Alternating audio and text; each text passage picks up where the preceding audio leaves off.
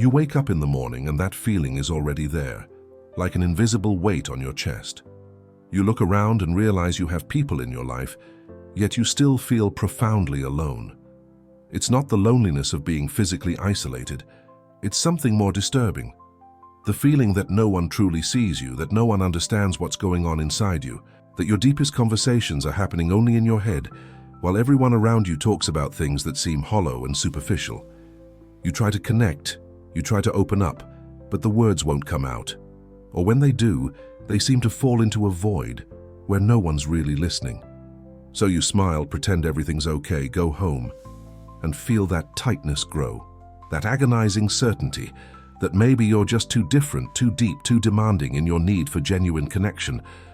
Night falls, and you find yourself wondering if you'll spend your whole life like this, surrounded by people but existentially isolated, if you'll never find someone who truly understands who you are beneath all the social masks you wear to get by. And the scariest part is realizing that the more desperately you search for this connection, the more people seem to pull away, the more anxious you become in relationships, the more you obsessively check messages, the more you interpret silences as rejection, creating a vicious cycle where your fear of abandonment ends up provoking exactly what you dread. But Viktor Frankl, a psychiatrist who survived 4 Nazi concentration camps including Auschwitz, discovered something revolutionary about loneliness and human connection that can completely transform how you understand your relationships and your place in the world. What he perceived in the most extreme moments of isolation and dehumanization wasn't just an abstract psychological theory, but an existential truth tested in the most brutal conditions imaginable. And this discovery has the power to free you from this prison of existential loneliness you've been carrying for so long. Frankl observed something extraordinary in the concentration camps that contradicts everything traditional psychology has taught us about relationships and loneliness. While Freud argued that humans are fundamentally driven by the pursuit of pleasure and the reduction of tension, and while other psychologists spoke of needs for belonging and social acceptance, Frankl discovered that even in the most devastating circumstances of isolation and dehumanization, what kept some people alive while others gave up wasn't the strength of their social ties or the satisfaction of their emotional needs, but something much deeper, the presence or absence of meaning in their lives. He noticed that prisoners who had a purpose to live for, an unfinished task, an incomplete project, a loved one waiting for them, could endure unimaginable loneliness and suffering, while those who lost this sense of meaning often died not from lack of food or illness, but because they simply stopped wanting to live. This observation led Frankl to a radical conclusion that turns upside down everything you probably believe about why you feel lonely. The existential loneliness you experience isn't primarily caused by the absence of people around you or a lack of close relationships, but by the absence of meaning in your own existence. You are seeking in others what you can only find within yourself, a purpose that makes your life worth living. And the more you seek this meaning outside yourself in external validation, in the approval of others, in the need to be constantly understood and accepted, the more you distance yourself from the only genuine source of deep connection, the responsibility to create meaning through your own choices and actions. This understanding leads us to one of Frankl's most transformative ideas about relationships and loneliness, what he called self-transcendence. Frankl argued that the essence of human existence lies in our capacity to transcend ourselves, to point to something or someone beyond ourselves, be it a meaning to fulfill or another person to find. The paradox he discovered is devastatingly simple, yet profoundly counterintuitive. The more you directly pursue happiness, fulfillment, or connection for yourself, the more these things elude you. The more you become obsessed with your own emotional needs, your fear of being alone, your anxiety about relationships, the more you trap yourself in a cycle of hyper-reflection that destroys exactly what you seek. Frankl saw this repeatedly in his clinical practice. Patients who came desperate for love, who obsessively analyzed every social interaction, who constantly wondered if they were loved or accepted, invariably pushed people away precisely because of this desperate need. He realized these individuals were caught in what he called hyper-intention, an excessive focus on themselves that made true connection impossible. Because genuine connection, authentic love, deep relationships all require you to momentarily forget yourself, to turn completely towards the other, not as a means to satisfy your needs, but as an end in itself, as someone whose value and meaning exist independently of what they can offer you. And it is precisely here that the root of your existential loneliness lies. You are so inwardly focused, so concerned with your own emotional deficiencies, so intent on being understood and accepted, that you have become incapable of that movement of self-transcendence, which is the only real path to deep human connection. Frankl developed this understanding through a therapeutic technique he called deflection, a process by which the patient learns to shift their attention away from themselves and redirect it towards something or someone in the world. He treated countless cases of chronic loneliness and relationship anxiety, not by asking patients to work on their social skills or process their rejection traumas, but by helping them find a meaningful task in the world that demanded their full attention and energy. One of his patients, a woman suffering from devastating loneliness, who spent hours each day fixated on the fact that she had no close friends or romantic partner, was instructed by Frankl to stop thinking about her relationships altogether and instead dedicate all her energy to a research project on the history of her neighborhood that she had abandoned years before. For the first few weeks, she resisted, arguing that she needed to resolve her relationship issues before she could commit to anything else. But Frankl insisted, and gradually, something remarkable happened. As she immersed herself in the research, she began to interact naturally with people in the neighborhood, to gather stories and information. And these interactions, precisely because they weren't motivated by her need for connection, but by a higher purpose that transcended her, began to blossom into genuine friendships.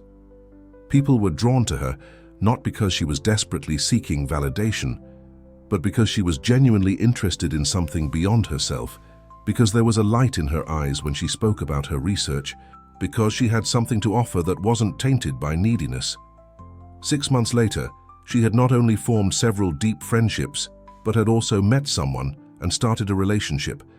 But more importantly, her existential loneliness had evaporated because she now had a sense of purpose in life that existed independently of any specific relationship. And now I want to pause and really talk to you, because I know many of you watching this video carry this existential loneliness in silence, trying to fill the void through relationships that never seem to be enough, through external validation that never truly satisfies. So tell me here in the comments, have you ever felt that the more you seek connection and understanding from others, the more alone you end up feeling? Have you noticed that you're so focused on your own emotional needs that you've become incapable of truly seeing and valuing other people? If so, simply write, "I seek in others what I can only find within myself." Nothing more is needed. And know that by doing so, you are helping other people in the comments here feel less alone on this journey. Your courage to acknowledge this pattern creates a safe space for others who are also stuck in this cycle. It is often liberating just to see that dozens of other people are going through exactly the same thing and are on this same quest for genuine self-transcendence. Let's create a community here of people brave enough to look honestly at themselves. What Frankl was proposing was a complete revolution in how we understand loneliness and relationships. Traditional psychology treats loneliness as a deficit, something that needs to be filled through more social connections, better communication, therapeutic work on attachment patterns. And while these things may have their value, Frankl argued that they often miss the fundamental point. The existential loneliness you feel is not a problem to be solved through better relationships, but a call for you to take responsibility for creating meaning in your own life. He saw loneliness not as a pathology, but as a symptom of existential emptiness. That feeling that your life lacks profound purpose and meaning, and this emptiness cannot be filled by another person, no matter how perfect the connection, no matter how deep the love. You can be in the most intimate relationship imaginable and still feel existentially alone if your life lacks a meaning that you have chosen and embraced as your own. Frankl saw this clearly in the concentration camps. Some prisoners who had been separated from everyone they loved, who were completely isolated and dehumanized, still maintained a deep connection to life through the meaning they found in their situation. Perhaps the meaning of bearing witness to what was happening, of maintaining their human dignity against all odds, of surviving to tell the story. While other prisoners who maintained close relationships with fellow inmates, but who had lost all sense of purpose, often gave up on living. Social connection, however important, is no substitute for existential meaning. This understanding sheds a completely new light on why so many of your relationships leave you feeling unsatisfied. You've likely entered into relationships, friendships, and social connections with an unconscious expectation that the other person will fill your inner void, will make you feel whole, will solve your existential loneliness. And when this inevitably doesn't happen, when you discover that even in the closest relationship you still feel that familiar emptiness, you assume there's something wrong with the relationship or with you, that perhaps you haven't found the right person, or that you're fundamentally incapable of intimate connection. But Frankl would say you are asking the wrong question. The question isn't about finding the right person or fixing something broken within you, but about recognizing that you are looking in the wrong place. You are trying to use relationships to avoid confronting the fundamental human question: what makes your life worth living? What is the unique meaning that only you can fulfill? What responsibility are you avoiding by hiding in the need to be loved and understood? Frankl found that many people use relationships as an escape from the terrifying freedom of having to choose their own path, of having to take full responsibility for creating meaning.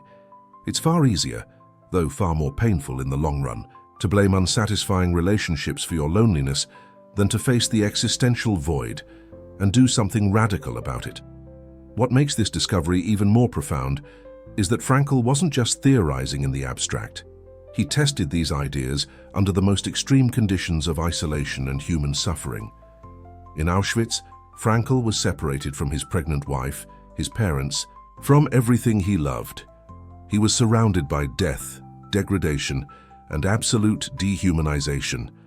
The loneliness he experienced went beyond anything most of us can imagine, and yet he discovered he could transform even that extreme isolation into something meaningful through the choice of his attitude. He decided to use his experience as an opportunity to observe how human beings respond to extreme suffering, to develop psychological insights that could help others in the future. He began giving secret talks to fellow prisoners on how to find meaning even in the hell of the concentration camp. And through this act of self-transcendence, through this decision to use his suffering to serve something larger than himself, Frankl found that even in the most absolute solitude, it's possible to experience a form of profound connection, a connection to a meaning that transcends your immediate situation. He later wrote that he would often retreat into imaginary conversations with his wife, not knowing if she was still alive. And in these conversations, he realized something extraordinary, that true love transcends the physical presence of the beloved. You can be utterly alone and still be deeply connected through the love you carry, through the meaning that love creates in your life. But this kind of connection is only possible when you stop using love as a crutch to avoid your existential responsibility and start seeing it as part of the larger meaning you choose to embrace. If these ideas are resonating with you, if you feel you've finally found a perspective that goes beyond the superficial solutions modern culture offers for loneliness, subscribe to this channel.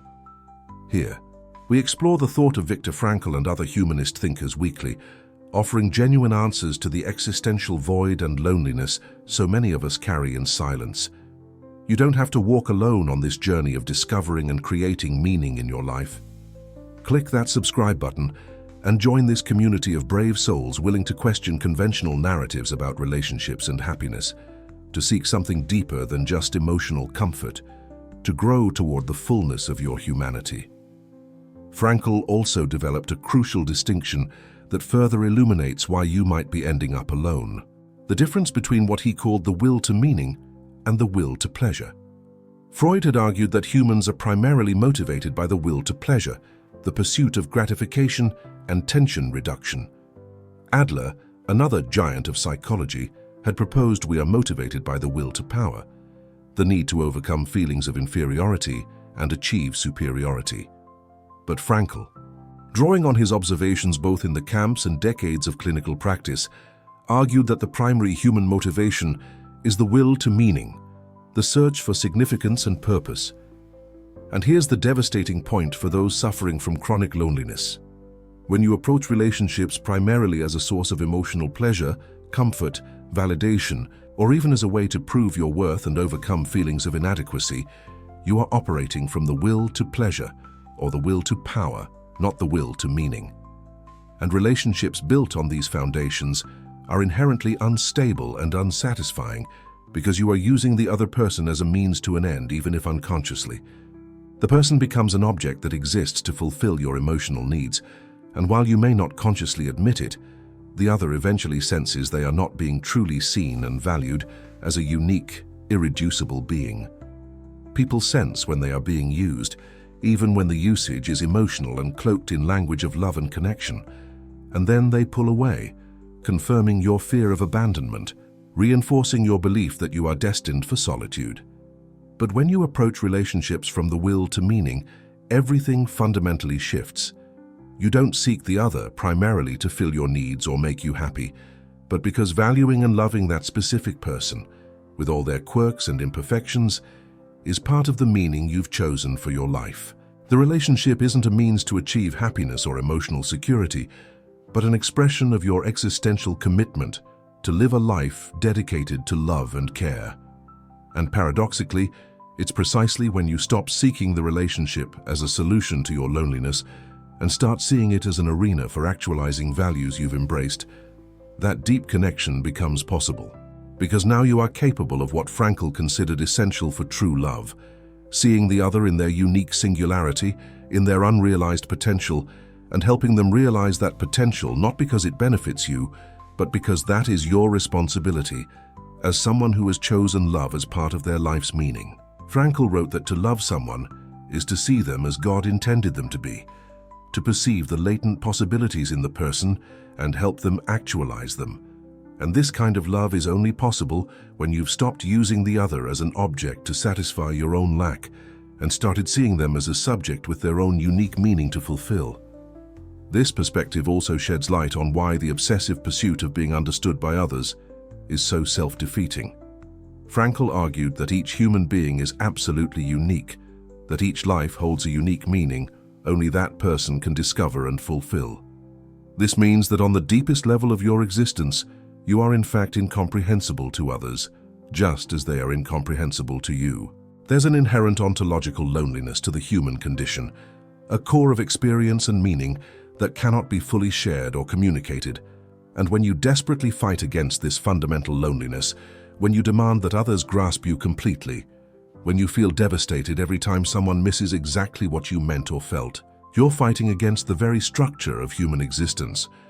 You're refusing to accept that part of being human is carrying a unique meaning no one else can carry for you, a responsibility no one else can fully alleviate.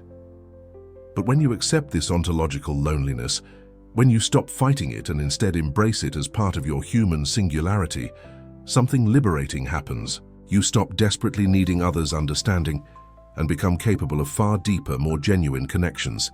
Because now you are meeting the other not from a place of lack, but from a place of fullness, not demanding they fill your void, but offering your own uniqueness in encounter with theirs. Frankl also observed that the most connected and least lonely people aren't those who spend all their time focused on building relationships, but those who are completely absorbed in causes or work they find meaningful. He saw this repeatedly: the scientist dedicated to a significant discovery, the artist lost in their creation, the activist committed to a social cause. These individuals often have rich, fulfilling relationships, not because they actively seek them out, but because their dedication to something larger than themselves makes them magnetic. People are naturally drawn to those who have meaning in their lives, who are going somewhere, who burn with purpose. And the opposite is also true. People without meaning, who are just killing time, who spend their lives in distraction and empty entertainment, often repel others not because they're unpleasant, but because meaninglessness is contagious and threatening. Subconsciously, people avoid those who remind them of their own existential void. So if you want to end your loneliness, The counterintuitive but profoundly effective path Frankl proposes isn't to work harder on your social skills or your self-esteem or to process your traumas, though those things can have value, but rather to find and embrace a meaning worth living for.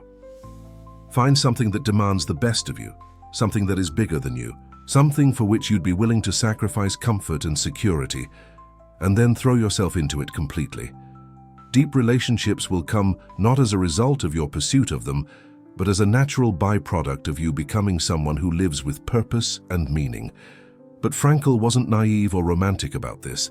He recognized that finding meaning isn't easy, that we live in an era of unprecedented existential emptiness, where all the traditions and values that once automatically gave people's lives meaning have collapsed. He saw clearly that modern freedom, while precious, is also terrifying because it leaves us without a life manual, without ready-made answers to the question of meaning. And it's precisely why so many people flee into relationships, addictions, obsessive work, constant entertainment, anything to avoid having to face the terrifying freedom of choosing their own path. Frankl called this an escape from responsibility, and he saw that the existential loneliness so many people feel is often a symptom of this escape. You feel lonely because you're avoiding the fundamental task of your life, discovering and realizing the unique meaning only you can fulfill. And while you avoid this task, no relationship, no amount of understanding or acceptance from others, no therapy or self-help technique can truly touch your loneliness. Because the loneliness is the cry of your own existence, asking you to take responsibility and create meaning. The only genuine solution comes not from outside, but from within.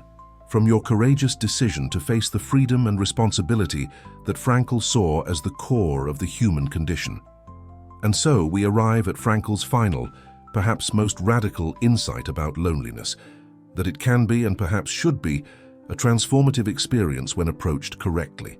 Instead of fleeing loneliness through distractions, superficial relationships, or constant entertainment, Frankl would suggest you enter into loneliness consciously, that you use periods of isolation as opportunities to confront the fundamental existential questions you've been avoiding. In loneliness, when all distractions are stripped away, when you can no longer use others to avoid yourself, you finally have to face the question your entire life has been asking. What makes your existence worthwhile? What is the unique meaning that justifies your suffering, your struggles, even your loneliness? And when you honestly engage with this question, when you stop running from it and begin to dig into it deeply, something extraordinary can happen. You may discover that loneliness wasn't a problem to be solved, but a portal to a deeper understanding of who you are and what you are here to do. Many of history's most significant figures went through prolonged periods of solitude where they forged their visions and purposes. Jesus in the desert, Buddha under the Bodhi tree, Nietzsche in his mountains, Frankl in Auschwitz. Loneliness, when embraced instead of avoided, can be the crucible where your true meaning is discovered and tempered. So what does all of this mean for you today? Wrestling with the feeling that you might end up alone? It means you have a fundamental choice to make. You can continue down the path you've been on, desperately seeking connection in others, trying to fill your existential void through relationships, external validation and understanding, becoming increasingly anxious and needy as this strategy inevitably fails. Or you can make the radical pivot Frankl proposes. Stop seeing loneliness as the enemy and start seeing it as a messenger. Stop looking for meaning in others and start creating it through your own choices and actions. Stop running from existential responsibility and start embracing it as the path to genuine authenticity and connection. This second way doesn't promise you'll never feel alone again. It doesn't guarantee perfect relationships or complete understanding from others. But it offers something far more profound: the possibility of transforming your loneliness from a curse into a blessing, from a devouring void into fertile ground, where your unique meaning can germinate and grow. And paradoxically, it's precisely when you stop desperately seeking to escape loneliness that you become capable of the deepest, most fulfilling connections. Because now you're approaching others not from a place of lack but of abundance, not demanding they save you but offering who you truly are. The question Frankl leaves you with isn't how to find the right people or how to fix your relationship patterns, but something far deeper and more challenging. Are you willing to take full responsibility for creating meaning in your life? Are you brave enough to stop using relationships as an escape from your existential freedom and start seeing them as expressions of the meaning you've chosen to embrace? Can you accept the ontological solitude that is an irreducible part of being human and transform it into fertile soil where your unique singularity can flourish?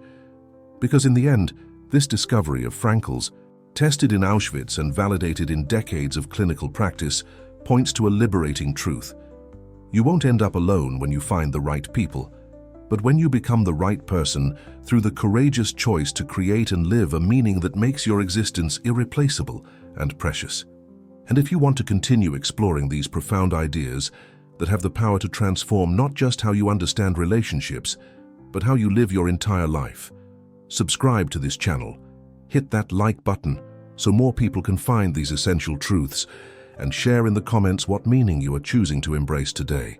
You are not alone on this journey of self-discovery and meaning-making. Here we walk together toward a deeper, more authentic understanding of what it means to be truly human.